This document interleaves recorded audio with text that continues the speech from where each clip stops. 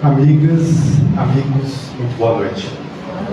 Que as bênçãos do nosso amado Mestre Jesus e sua paz possam ser por nós percebidas, porque são incessantes em nossa existência.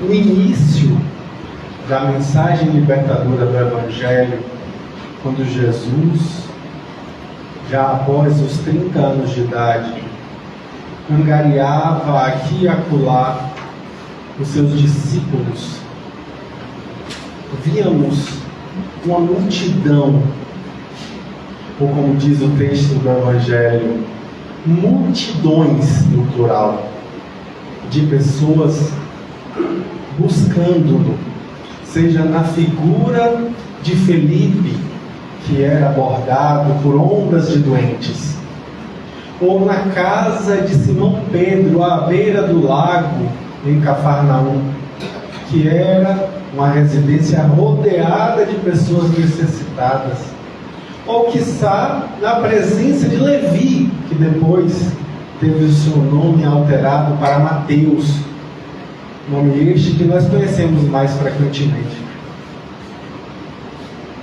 Naquela tarde em especial, Jesus se preparava para falar à multidão.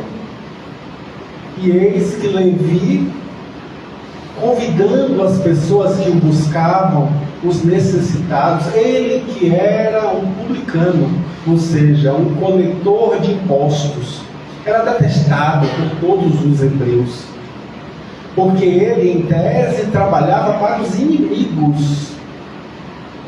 Ele trabalhava para os romanos, que invadiam o território da Judéia, da Galileia, da Palestina de hoje.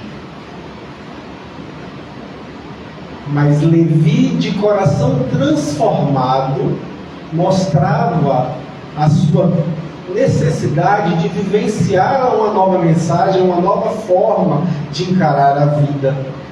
E era sempre buscado aqui e acolá pelos mais necessitados. Então ele convidava as pessoas, explicando que Jesus falaria naquela tarde mesmo.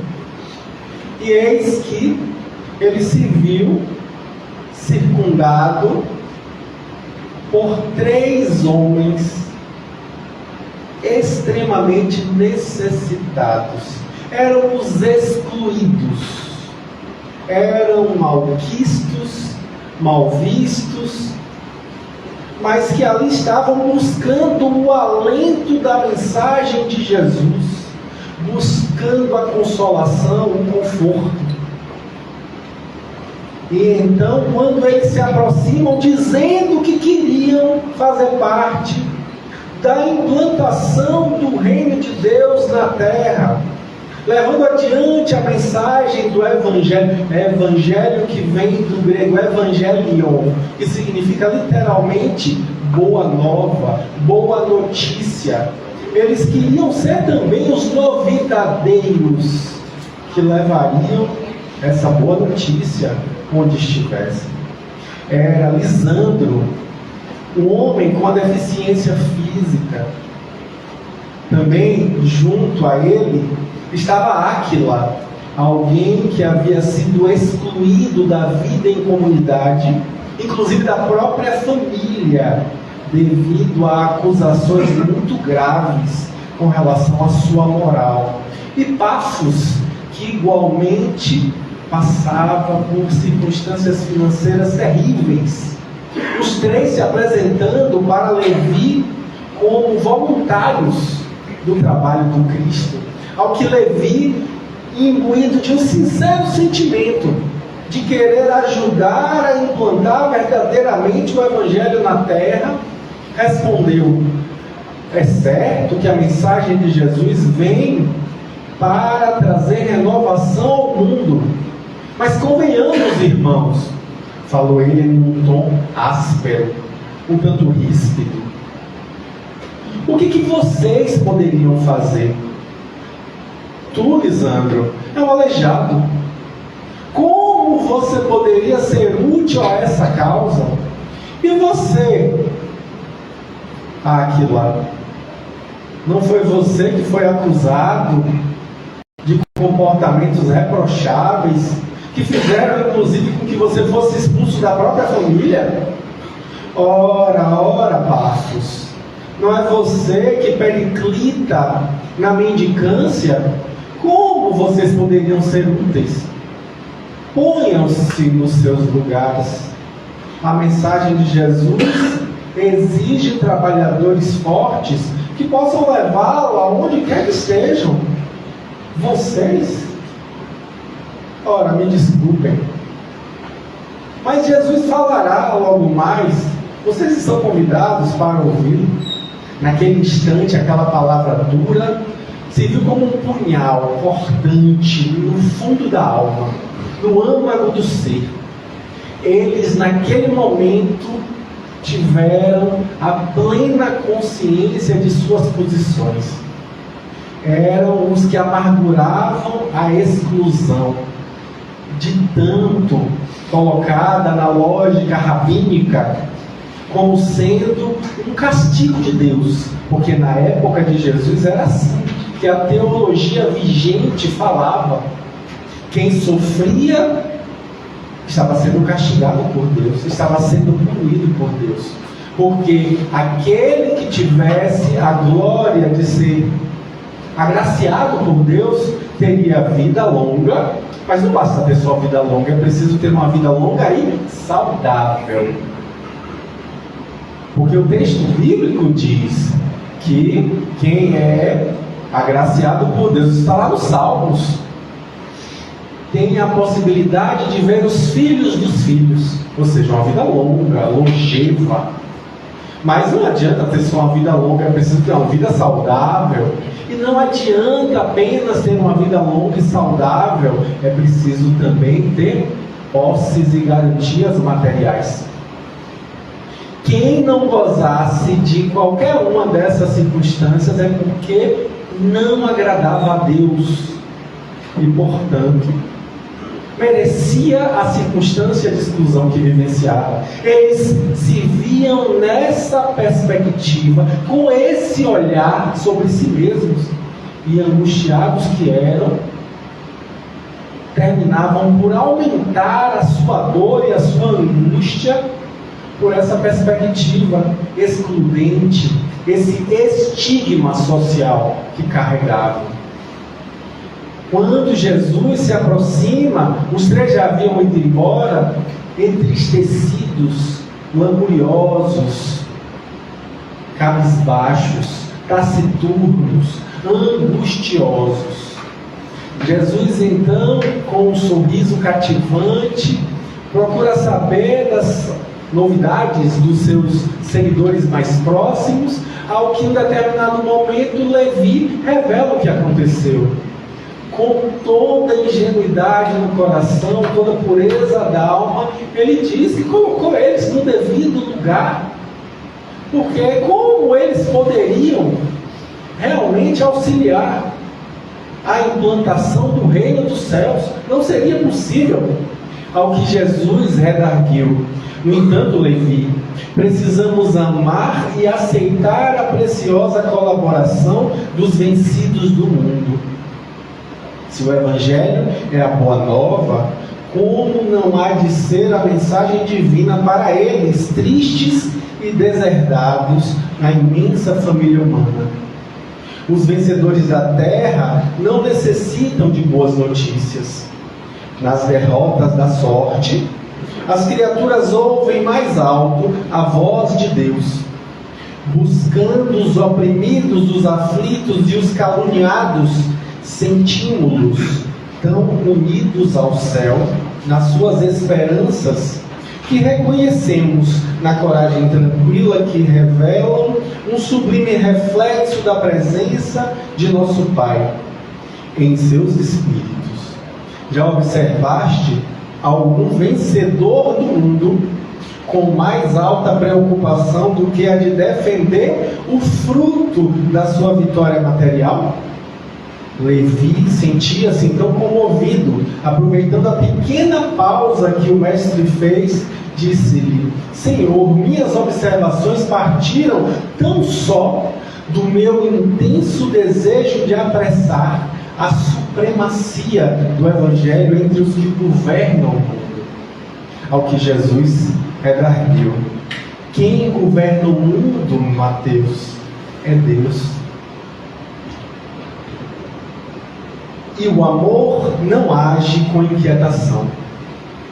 Agora, imaginemos que os triunfadores da terra viessem até nós, ensarrilhando suas armas exteriores.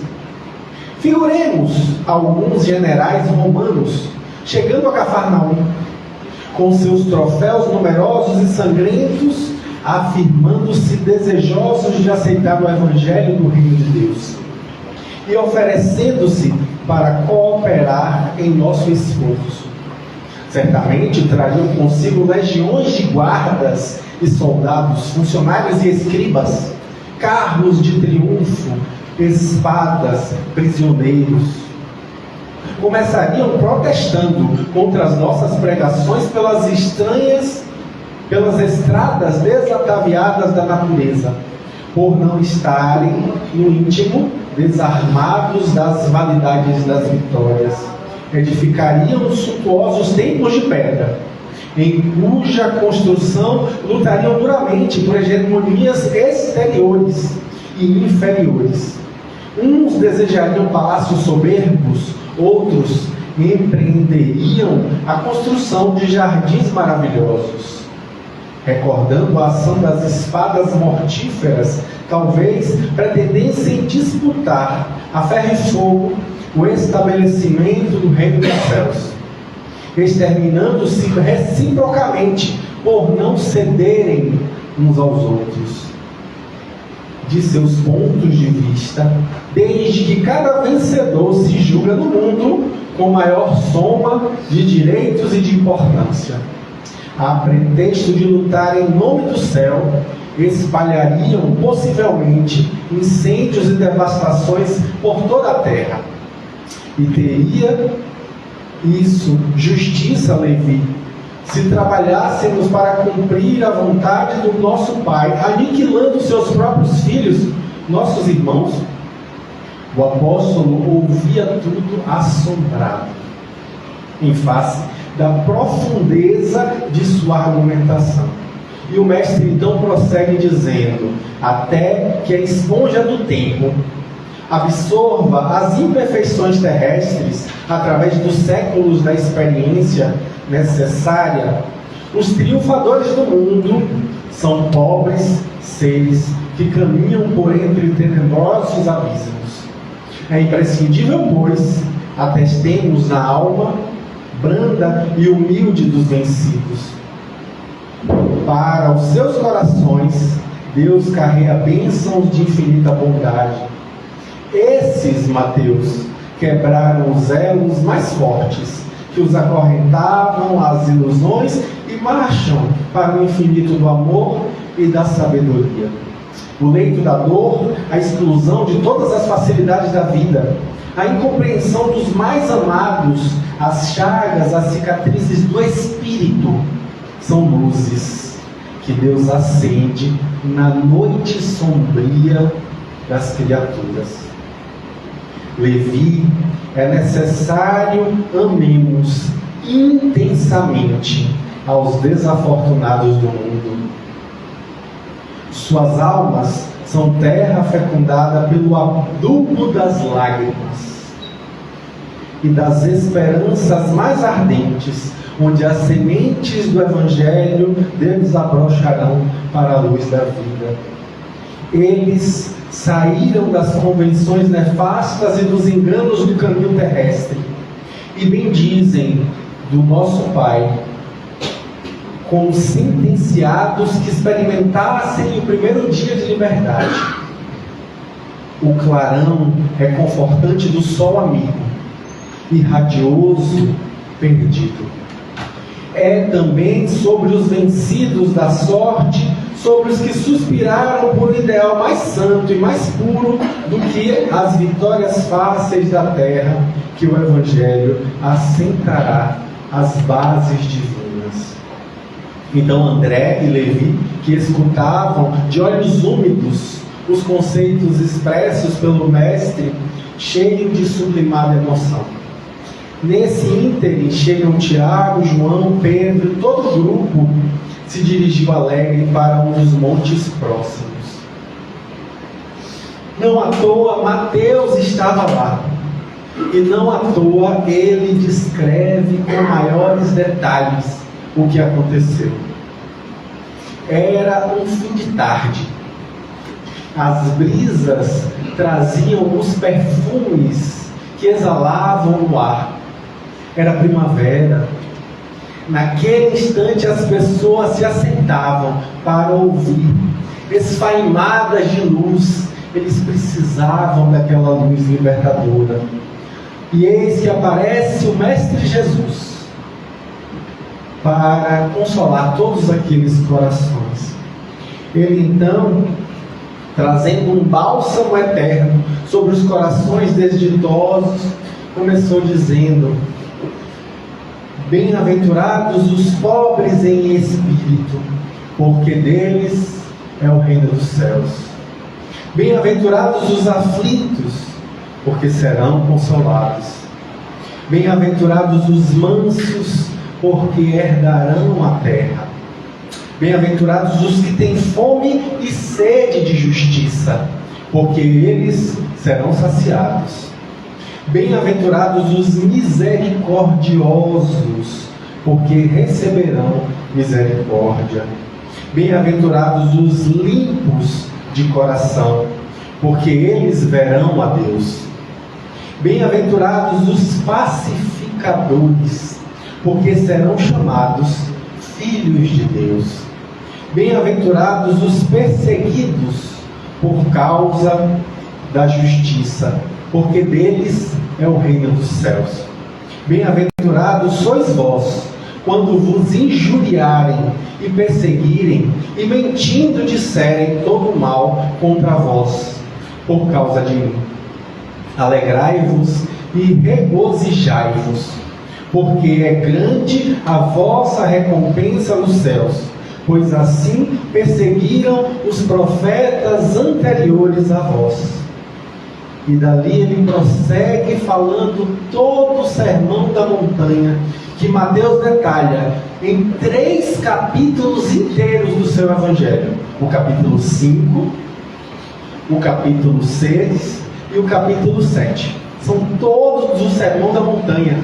Mas nós geralmente, quando falamos sermão da montanha, lembramos apenas das bem-aventuranças. Como dizem alguns teólogos, é porque as bem-aventuranças são o ápice. E todo o resto do sermão da montanha é para explicar como alcançar esse ápice.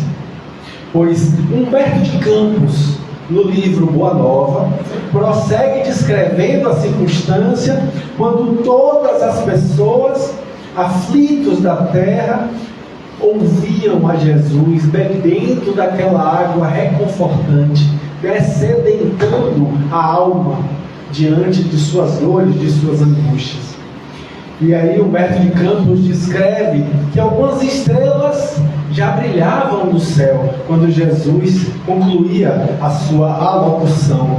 No firmamento se encontravam radiosas bênçãos divinas. As estrelas pareciam pequenas flores salpicadas ao longo do caminho.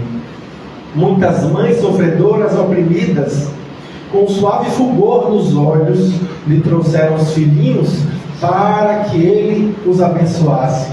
Anciãos, de frontes nevadas pelos invernos da vida, lhe beijavam as mãos.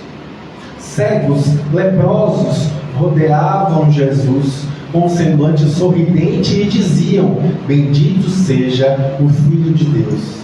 E Jesus acolhia a todos indistintamente, com toda a amorosidade.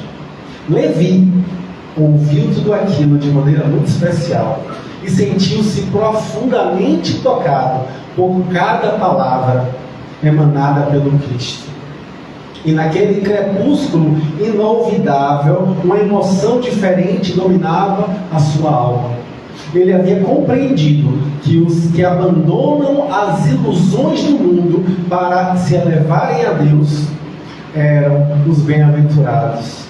Observando a fila de humildes, de populares que se retiravam, tomados de imenso conforto, o discípulo percebeu que os pobres amigos que voltaram à tarde desciam um monte, abraçados, com a expressão de grande ventura, como se os animasse um júbilo sem limites. O coletor de impostos de Cafarnaum, Levi e Mateus, se aproxima deles, sauda-os, transbordante de alegria, compreendendo que o ensino do Mestre, em toda a sua luz, abrangia o porvir infinito do mundo. Grande esperança e indefinível paz lhe haviam penetrado o âmago do ser. No dia imediato, o ex-publicano abriu as suas portas para todos os convivas daquele pôr do sol esplêndido. Todos que quisessem ir para a sua rica casa de publicano seriam bem-vindos. E lá estavam os 3 que haviam sido humilhados por ele na véspera. Jesus, vendo isso, com o coração transbordando de gratidão, diz: Levi, meu coração se rejubila hoje contigo, porque são também bem-aventurados, Levi, todos os que ouvem e compreendem a palavra de Deus. Essa mensagem para mim muito bela, do livro Boa Nova, de Humberto de Campos, psicografado pelas mãos abençoadas de Francisco Cândido Xavier, nosso querido Chico, vem nos elucidar a verdade com relação a tantas ilusões que nós investimos nas nossas vidas.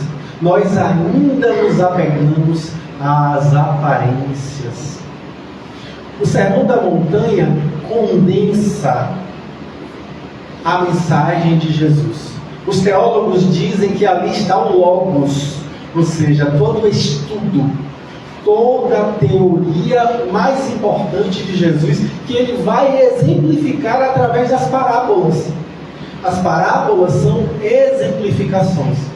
Ah, Danilo, você é aquele palestrante que um dia foi lá no Assis e contou aquela historinha do rapaz que saiu. Não é você? Ah, sou eu. Mas sobre o que eu falei nesse dia? Ah, eu não lembro não, mas a historinha eu lembro. Ou seja, Jesus usava a parábola porque a historinha a gente lembra, enquanto que a teoria a gente esquece.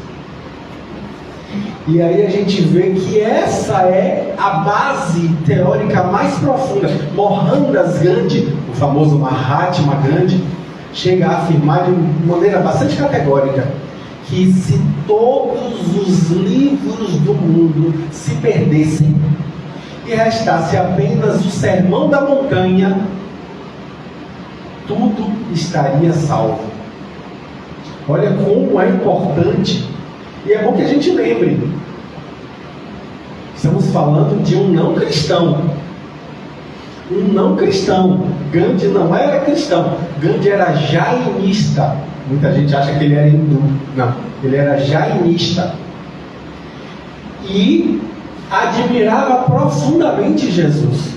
Conta-se que certa feita ele foi agredido por guardas durante o apartheid. Ele morou na África do Sul após os seus estudos de direito. Ele foi agredido por um guarda que esbofeteou e ele não reagia.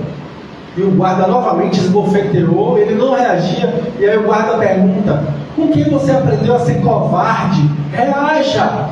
E aí Gandhi aponta para ele. Aí para mim, eu. Aí Gandhi sacode a cabeça dizendo que não, apontando para um crucifixo que o guarda trazia. Ou seja, o guarda era cristão, estava batendo nele. Gandhi havia compreendido a mensagem de Jesus, apesar de não ser cristão, e por isso colocava no Sermão da Montanha o grande ápice da humanidade. e as bem-aventuranças têm um significado um pouco psicológico profundo para nós. Nós, espíritas, temos a possibilidade de compreensão da mensagem de Jesus com uma chave bastante especial que abre as portas para que consigamos aprofundar. Aliás, eu me pergunto como compreender essa mensagem libertadora de consciências sem o conhecimento espírita, sem a noção de imortalidade da alma, sem a noção de reencarnação. Como compreender as bem-aventuranças? Como trazer para o nosso cotidiano essa lição esplêndida que Jesus nos traz, se a gente não compreende o porvir? Como assim bem-aventurado? A palavra bem-aventurado é interessante, né? Bem-aventurado quer dizer felizes, tanto assim que muitas traduções colocam felizes. Felizes os que têm sofrimento, felizes os que têm puro coração, felizes, felicidade. Mas um grupo de teólogos resolveu buscar como seria essa expressão na língua que Jesus falava, que era o aramaico. A língua que Jesus proclamou essas palavras, muito provavelmente foi o aramaico. E em aramaico a tradução fica diferente, ele usa a palavra Esher. O que é que significa Esher? É interessante, porque muda um pouco a tradução. A gente vai entender, como dizem os italianos, que il traduttore è traitore, ou seja, o tradutor é um traidor. Nós traímos, não somos perfeitamente fiéis quando traduzimos uma coisa de uma língua a outra. Então, Esher, em aramaico, significa avante. Olha como muda então. Avante os pobres de espírito, avante os que sofrem, avante, ou seja, sigam firmes, vão adiante. É uma outra lógica, é uma outra perspectiva, que acaba sendo complementar, né? Não seria algo incompatível com a tradução que nós temos hoje, mas é uma leitura interessante para que a gente desperte que é um convite que Jesus está nos fazendo para prosseguirmos. Aí eu me lembro do volume 3 da obra esplêndida de Carlos Juliano Torres Pastorino. Carlos Pastorino é muito famoso por conta de um livrinho que é um best-seller espírita, talvez o best-seller espírita mais vendido de todos os tempos, que se chama Minutos de Sabedoria. Ora. Minutos de Sabedoria, aquele livro que a gente abre aleatoriamente, foi escrito por Carlos Pastorino. Pois bem, Pastorino era espírita, ele havia sido um sacerdote, e aí abdica da batina e se torna espírita. E a partir daí ele vai escrever livros espíritas, comandar um trabalho espírita em uma rádio, e também vai fundar uma instituição espírita. E com isso ele se notabiliza.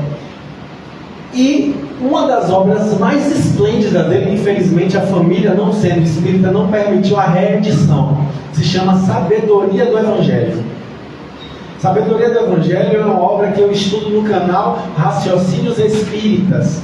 Está lá, boa parte da obra, já estamos no volume 5, são 8 volumes, já estamos no volume 5, mas todos os capítulos anteriores estão lá disponíveis para quem tem interesse em ver. Ele pega o conhecimento do Novo Testamento, em especial os 4 evangelhos, e vai explicar dentro de um olhar espírita, versículo a versículo, do texto bíblico. Olha que interessante, né? E aí com isso a gente vai pescando aqui e acolá algumas falas importantíssimas. E quando ele se debruça sobre o Sermão da Montanha, a gente tem um banquete espiritual de conhecimento ali, porque a gente vai encontrar uma significação psicológica muito mais profunda quando a gente lê dessa forma. Ele vai dizer o quê? Que, por exemplo, felizes, bem-aventurados ou avante, qualquer uma dessas perspectivas são estímulos. Nós vemos o quê? Jesus exalta os humilhados porque dele será, e ele coloca o tempo inteiro, condições compensatórias ao final. E aí com isso ele começa analisando bem-aventurança por bem-aventurança. A primeira é justamente, não à toa é a primeira, a gente precisa levar em conta que Jesus como pedagogo que é, Jesus como mestre que é, não lançava palavras ao vento, não escolhia as palavras ao acaso. Então nós temos ali a descrição das palavras de Jesus, e eu prefiro a versão de Mateus, porque Lucas também fala, Lucas não estava presente, ao que se sabe, naquele sermão, e ele coloca no capítulo 6 do seu evangelho, nos versículos 20 a 26, enquanto que Mateus coloca no capítulo 5, versículos de 1 a 12. Aí o que a gente percebe? Que no de Mateus tem muito mais detalhe, porque Mateus, como sendo uma testemunha visual, ele estava ali presente, ele traz realmente coisas detalhadas. E o que os teólogos concordam é que Jesus repetiu aquelas palavras algumas vezes.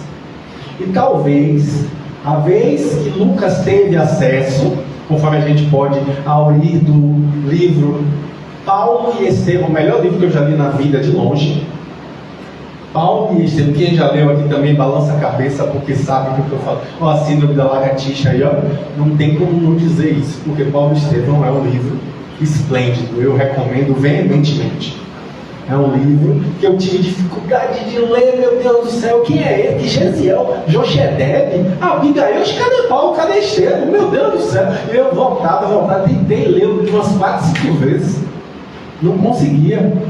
Até que alguém me deu um spoiler, olha, Gesiel vai mudar de nome, ele vai virar um desses dois. Ah, é? Ah, tá, entendi. Aí eu fui ler, aí eu consegui ler depois desse spoiler, me senti estimulado e continuei, e, meu Deus do céu. E eu releio de vez em quando, né? Já reli, e estou relendo atualmente, né? E minha esposa já disse assim, meu Deus, você vai ler de novo esse livro para ficar desidratado, porque realmente quem já leu sabe do que eu estou falando, né? A gente verte lágrimas, prantos copiosos. Pois bem, em Paulo e Estevão nós vemos que Paulo iria escrever um evangelho, mas como ele já estava no caminho do seu martírio, ele incumbiu um dos seus discípulos, que era Lucas, Lucano, o médico de Antioquia, ou Antioquia, como alguns preferem falar, que era grego na verdade, né? E vai ter a tarefa de ir a Pátimos, primeiro a Éfeso e a Pátimos, para entrevistar Maria de Nazaré e Maria de Magdala, Maria Madalena. E aí o evangelho dele é baseado nas falas das mulheres que conviveram pessoalmente com Jesus. E aí você vai entender, né, que existem vários momentos em que Jesus repete esse logos. E aí Mateus vai trazer para a gente dessa forma, que eu acho que eu prefiro essa forma do que a forma apresentada por Lucas. Lucas começa com as bem-aventuranças e depois vai para os ais, os chamados 7 ais. Ele fala, bem-aventurados os que têm fome, aí, ai de vós que regalais na fortuna. Ou seja, ele está sempre fazendo comparação entre a bem-aventurança e o possível sofrimento que virá, porque você não está ainda alinhado com a verdade espiritual que lhe cerca. E aí com isso a gente vai entendendo aos poucos, mas na visão de Mateus eu prefiro, por isso eu trago aqui o texto de Mateus, quando ele diz, primeiro ele fala, primeira bem-aventurança, bem-aventurados os pobres em espírito, como é uma tradução que eu gosto. A tradução que Pastorino faz, aliás é bom lembrar, Pastorino era poliglota, estudioso do latim, estudioso do grego, e o grego koiné, que foi o grego que foi escrito os evangelhos, ele pega do original e vai traduzir isso. E aí ele diz que talvez a melhor tradução seja felizes os mendigos de espírito, porque não é só pobre de espírito, é mendigo, é alguém que demanda, que solicita, que vai em busca. Alguém que não quer mais as aparências da casca, que é o conteúdo, que é o espiritual da vida. Ser mendigo de espírito é buscar o espiritual. É alguém que pede, que implora pelo espiritual na própria vida. É interessante porque muitas vezes a gente vai ter traduções falando da humildade, bem-aventurados os humildes, e essa é uma condição sine qua non para a gente galgar os outros degraus. O Pastorino coloca isso muito bem, que a maior parte dos teólogos sérios vão falar que cada bem-aventurança, na ordem que vem, tem uma razão para isso, porque para você alcançar a próxima bem-aventurança, você precisa da anterior. Primeiro, humildade. Primeiro você precisa reconhecer que você demanda espírito, que você deseja o espiritual, que você não se basta a si mesmo. Você precisa reconhecer-se humilde. Isso é essencial para que você consiga galgar todo o resto. É preciso simplicidade de coração. É preciso você baixar a bolinha, deixar de querer ser mais que os outros. A gente vive querendo parecer o que não é, né? É aquela frase que eu tanto repito aqui, né? Já falei aqui várias vezes. A gente vive querendo comprar o que não precisa com dinheiro que não tem para agradar quem não se importa. Bateu, doeu, leva para casa que é seu, né? Porque é assim, a gente vive querendo impressionar os outros, ser validado, admirado pelo outro. Não basta só você ser você mesmo e você gostar de si. Não, você precisa que o outro te valide. E aí Jesus vem e diz, baixa a bolinha, é preciso ter humildade, que é a base para tudo. Para você galgar todo o resto, você começa pela humildade. Aí a próxima bem-aventurança é os que sofrem. É os que são bem-aventurados os que sofrem. Aqui, bem-aventurados os aflitos, porque eles serão consolados. Olha que interessante, a primeira tem como condição de compensação que deles é o reino de Deus. É interessante essa fala, deles é o reino de Deus. A gente vai lentamente despertando para o fato de que Jesus fala o tempo inteiro que o reino de Deus está dentro de nós. Jesus nos diz assim, o reino de Deus está dentro de vós. Buscai em primeiro lugar o reino dos céus e tudo mais vos será dado por acréscimo. No Pai Nosso também tem uma parte que diz assim, venha a nós o vosso reino. A gente fala ao vosso reino, né? A gente quando vai rezar fala venha a nós ao vosso, não é ao vosso, no texto bíblico está lá, venha a nós o vosso reino. Está dentro, Jesus está convidando que a gente desentranhe o reino que está dentro, que a gente consiga botar para fora a maiêutica socrática. Aliás, bem lembrado, eu vou falar de Sócrates, porque Sócrates é esse exemplo de humildade. Quando ele entra no oráculo de Delfos, diz, eis que chegou um homem mais sábio da Grécia. Ele fica olhando para ver quem é que está chegando, porque ele não reconhece. Aí ele diz, depois de um tempo, chega em Atenas, aí dizem, disseram para mim que eu sou o homem mais sábio da Grécia. Eu acho que é verdade mesmo, porque pelo menos eu sei que nada sei. Os outros acham que sabem alguma coisa, enquanto eu sei que eu não sei. Isso é a consciência, né? Chegou nesse nível, você pode passar para o seguinte. Aí você chega na bem-aventurança do sofrimento. Bem-aventurados os que sofrem. Não é qualquer que sofre, não, gente. São os humildes. Olha aí, a condição está no anterior. Os humildes que sofrem, esses são bem-aventurados. Que não adianta sofrer só, porque você pode ter um sofrimento e se revoltar, se colocar na posição de vítima, achar que Deus é o algoz. Né? Se você é vítima, quem é que está te impondo esse sofrimento? É Deus, então. Que Deus malvado esse. Então, com isso, não adianta você apenas sofrer. Não é sofrer por sofrer, é sofrer com humildade, com resignação, com crescimento. Não é aquela resignação passiva, vida, céus, azar, coitadinho de mim. Eu nasci assim, eu cresci assim, você sempre assim. Gabriel é ela.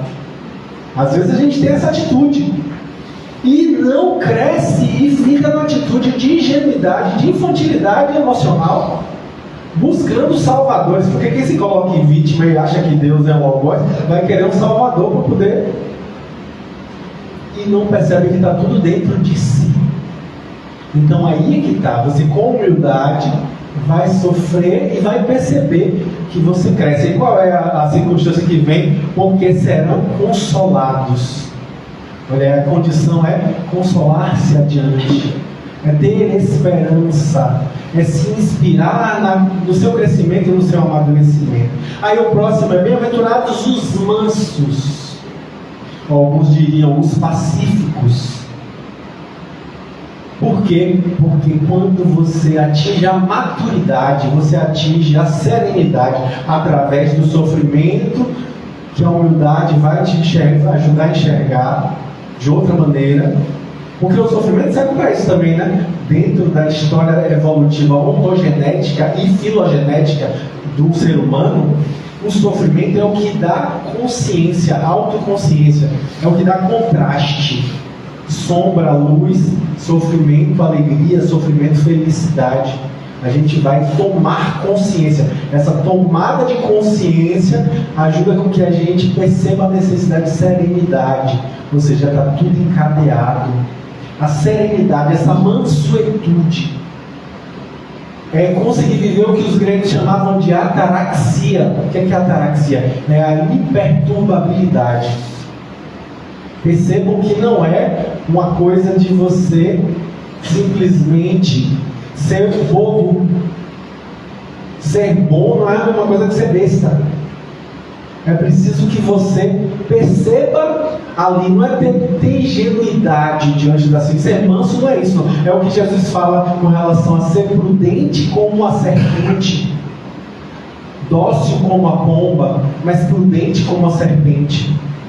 É isso que a gente precisa despertar para perceber. E herdar a terra. Como assim herdar a terra? No Evangelho do Espiritismo nós vamos ver explicação para isso.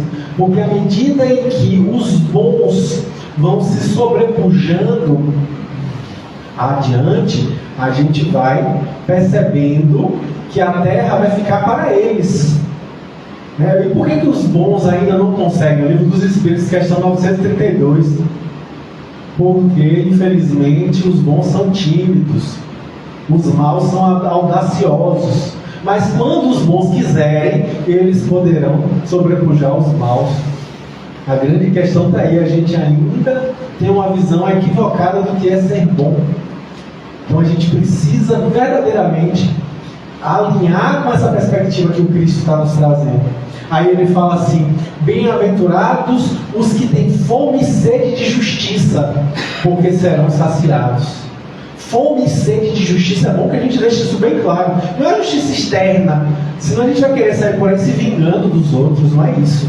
É a justiça interna. Aliás, tem outras traduções. Pastorino vai dizer que justiça aí está mal traduzido, seria justeza.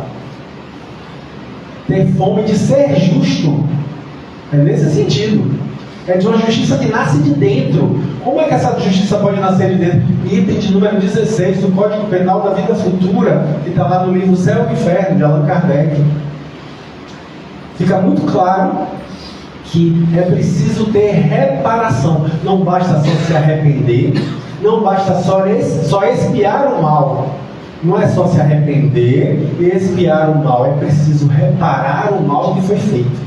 Isso é ter sede e fome de justiça, ou justeza. É compensar o mal que você fez, trazendo o bem no lugar. Isso é viver essa fome de justiça. E aí a gente vai ver justamente ele colocar que esses daí serão saciados dessa fome, dessa sede de justiça. Bem-aventurados os misericordiosos, ou seja, os que perdoam. Como é que eu vou conseguir ser misericordioso se antes eu não buscar a justiça em mim? Que às vezes a gente quer ser justo e aí nessa é duro com o outro. Aí Jesus vai colocar que não, que é preciso ter misericórdia, é preciso também aprender a perdoar. E misericórdios significa coração vivenciando a miséria do outro, ou seja, empatia. É preciso ter empatia, colocar-se no lugar do outro. Isso é ser misericordioso. E eles, os misericordiosos, receberão misericórdia. No Pai Nosso, Jesus fala isso, né? Perdoa as nossas ofensas, Assim como nós perdoamos aqueles que nos têm ofendido. Isso é receber a misericórdia porque deu misericórdia. É dessa forma que a coisa se processa. Bem-aventurados os puros de coração, ou os limpos de coração. É uma tradução também possível. Porque eles verão a Deus. A gente fica achando que vai ver Deus depois que morrer, né? Depois que desencarnar, a gente vai ver Deus. Não. Os puros de coração verão a Deus no mundo. Verão a Deus em tudo. Nas relações, nas pessoas. Eu vou conseguir enxergar a centelha divina do outro. Como dizia Pierre Rivairo, psicólogo transpessoal, que eu admiro muito, e inclusive tive a oportunidade de conhecê-lo pessoalmente em alguns cursos que fiz. Ele dizia assim: quando uma onda olha para outra onda, é o oceano que olha para si mesmo. É você conseguir enxergar no outro o que você tem em você. Deus em mim, saúda Deus em você. É o que significa a expressão namastê. É exatamente isso, é conseguir ver além das obviedades. Bem-aventurados os pacificadores, porque eles serão chamados filhos de Deus. Perceba, ser manso é ser pacífico, mas Jesus está caminhando para um degrau acima, que é aqui a 7ª bem-aventurança. Não basta ser pacífico, é preciso ser pacificador. Não basta ter ali uma reação de não violência, é preciso ser um divulgador de paz. É preciso ir além. É preciso fomentar essa paz, espargir ao nosso redor essa paz. Ser elemento de paz, ser médium do amor de Jesus, onde quer que estejamos. Isso é ser pacificador. É levar adiante. E com isso a gente vai ser chamado de filho de Deus, como Jesus admitia para si esse título: filho do homem ou filho de Deus. Filho do homem como sendo aquele que serviu de produto da humanidade, ou seja, já não preciso mais vivenciar a humanidade. Eu sou um filho do homem, ou seja, eu vou agora, não necessito mais reencarnar. Eu estou além do homem, além da necessidade da vivência hominal. Eu cheguei no nível angelical, cheguei na angelitude. E aí, filho de Deus é conseguir enxergar dentro de si a sua experiência crística, a centelha divina, ou seja, Deus é como um pintor que deixa o seu traço no quadro que faz. E aí ele deixa ali a sua assinatura. Então é enxergar essa assinatura de Deus em mim. Ser filho de Deus é ter essa experiência. Bem-aventurados os perseguidos por causa da justiça, porque deles é o reino dos céus. Ou seja, Jesus está nos conclamando a buscar. Perceba que muitas das bem-aventuranças são uma coisa de dentro para fora. E agora é o momento de colocar para fora toda essa mensagem. Tudo que você conquistou nessa jornada, nessa caminhada, nessa escada de Jacó evolutiva, nessa escada ascensional, você vai agora ser um divulgador da mensagem. Você vai agora vivenciar isso no seu dia a dia. Nós estamos fadados a viver isso, quer queiramos ou não. A mensagem de Jesus é muito clara. Talvez em uma encarnação adiante, em algumas encarnações adiante, a gente vai vivenciar isso, mas em algum momento a gente vai precisar viver e vai ser vítima de estigmas. Vai ser mal visto e malquisto pelos outros por ser um divulgador dessa mensagem, como diz Pastorino, por ser contra o antissistema, por ser contra o materialismo. Você vai ser mal visto por isso. O imediatismo, você vai ser malquisto por isso. Então, ser perseguido por causa da justiça é uma bem-aventurança. Bem-aventurados vós quando vos injuriarem e perseguirem e mentindo disserem todo mal contra vós por causa de mim.